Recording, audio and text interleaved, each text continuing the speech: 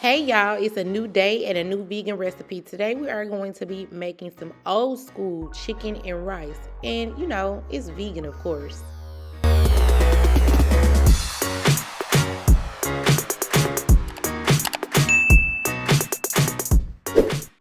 So first things first, hopping right into the video. The first thing that we're going to be making is going to be our cream of celery.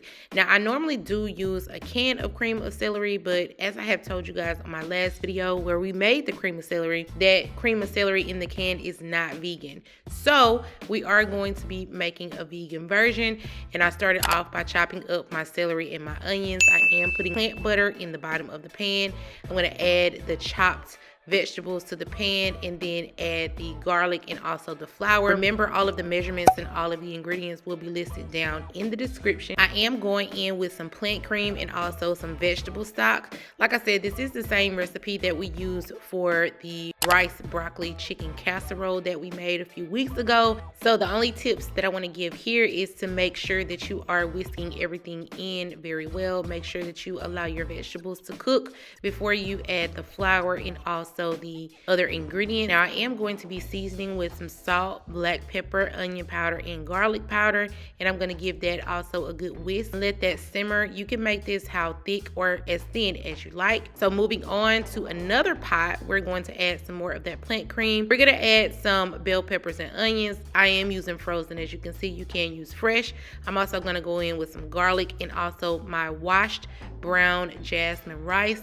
This is the rice that I prefer. Of course, you can use whatever rice you prefer. I'm also going to go in with veggie stock. So go ahead and allow the rice to come to a boil, and we're going to add the same seasoning, salt, pepper, onion powder, and garlic powder, and allow that to come to a boil. Next, we are going to go ahead and chop up our chicken. So we will be using some trumpet mushrooms for the chicken shreds today. You guys have saw me use this technique with a fork before, so this is how we're going to cut the chicken. Once our rice comes to a boil, we're going to turn it down to simmer and add a lid. And to our chicken, we're going to add just a little bit of olive oil. We're going to also go in with the same seasoning, salt, pepper, onion powder, garlic powder. This time I am going to add a little bit of paprika as well.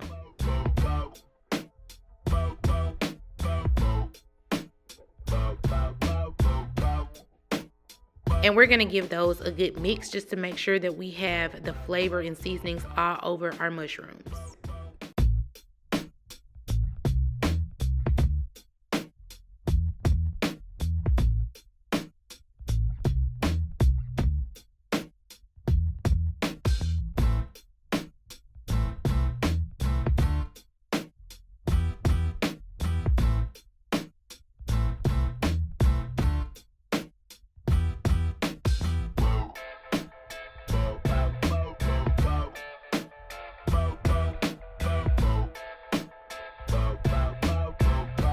Once we have our mushrooms all seasoned, we're going to set those to the side and put our washed string beans into a pot. We're going to add just some salt, pepper, and also a little bit of plant butter. After our rice has completely cooked down, we're going to go ahead and add about a half a pan of that cream of celery that we made. I'm also going to add a cup of veggie stock or a cup of water, whichever you have. And we're going to give that a good stir and add the top back to it and allow it just to simmer for a few minutes. Next, we're going to go ahead and make our cornbread. I am just using 2 boxes of vegetarian Jiffy. I did not have any just eggs, so I'm not using egg. The only thing I'm using is oat milk. I am going to add a little bit of agave, give that a good mix, and we're going to put that down into a buttered pan and pop that into a 400-degree oven until it's golden brown.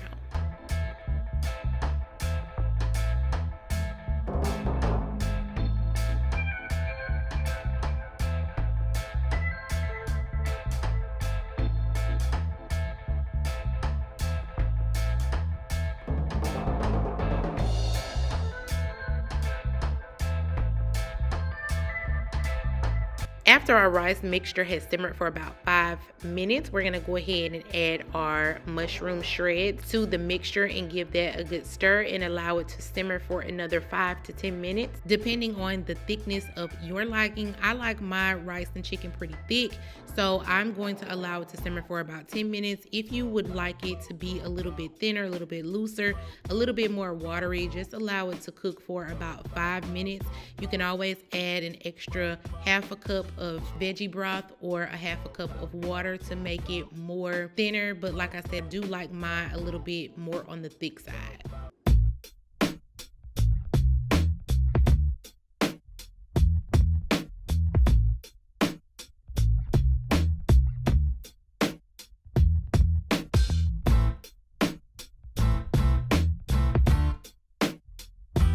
All right, you guys, so this is how it turned out. It was so delicious. Please do not forget to like, comment, subscribe. Y'all let me know down below if you're going to try this recipe. It was delicious.